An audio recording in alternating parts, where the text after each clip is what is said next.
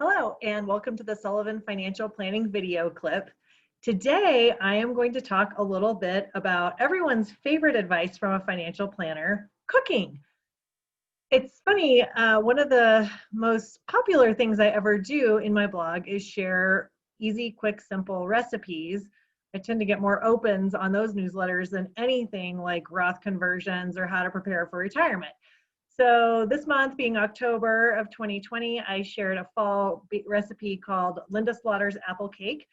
And that was the written piece.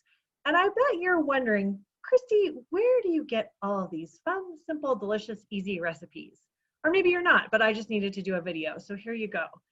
Some things, of course, come from family friends, like the delightful Miss Linda Slaughter, now of Fort Worth, Texas. Hi, Miss Linda, if you're watching this. Thanks for the apple cake recipe. We love it. Others I consistently turn to for recipes that have not many ingredients and things that are usually in my pantry. That is my go-to. So for that, I would like to first of all give a shout out to the Instant Pot. Okay, if you have an Instant Pot and you're not using it, maybe it's because you don't have this cookbook. 6 ingredient or less Instant Pot recipe cookbook. It is the best.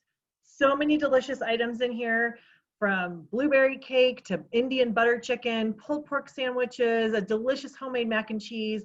I could, and I do sometimes go on and on, but literally 6 ingredients or less, and it's all hands-off cooking or very close to it. So I would highly recommend you A, get an Instant Pot, and B, if you don't already have one, get that cookbook. It's great, and it will have you using your Instant Pot all the time, like I do.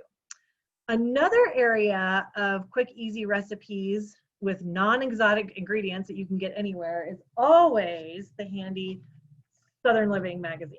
Love me some Southern Living recipes.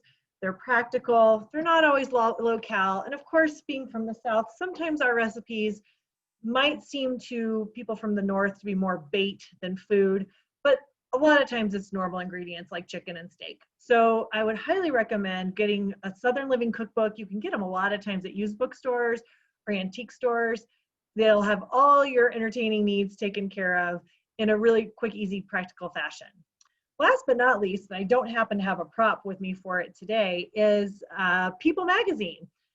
Yes, you can say that you're not reading it for the celebrity interviews. I know you are, but in the back, People magazine often has, 3 or 4 recipes from either celebrity chefs or celebrities themselves, or more likely, the chefs of the celebrities are passing off as their own recipes. But in any event, again, they're often very easy, practical recipes that are delicious. So I've gotten a really good pasta carbonara recipe out of there.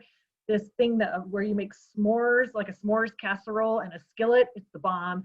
So next time you're thinking about, well, I kind of like to read this People magazine, and I don't want people to think it's because I'm into celebrity gossip. That's okay. Just say that you're reading it for the recipes.